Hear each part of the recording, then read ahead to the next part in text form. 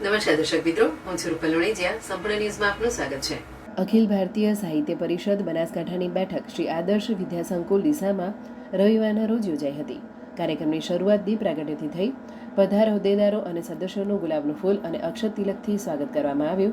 ત્યારબાદ દરેકનો વ્યક્તિગત પરિચય યોજાયો હતો.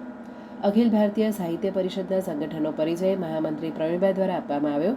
આ પરિષદનો ભાવિ એજન્ડા શું, પરિષદ સમગ્ર વર્ષ દરમિયાન શું કામ કરશે તેને લગતી વાત અધ્યક્ષ ડૉક્ટર ભારમલભાઈ પટેલે પોતાના વક્તવ્યમાં રજૂ કરી હતી.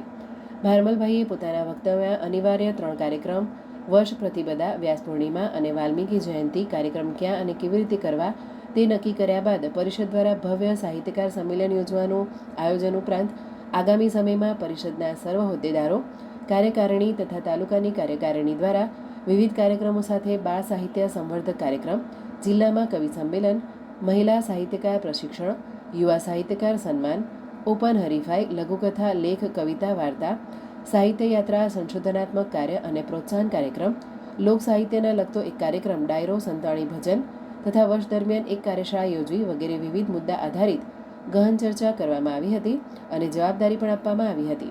ત્યારબાદ વિવિધ તાલુકાની કાર્યકારિણીની પુનઃ રચના કરવી તેની પણ ચર્ચા થઈ.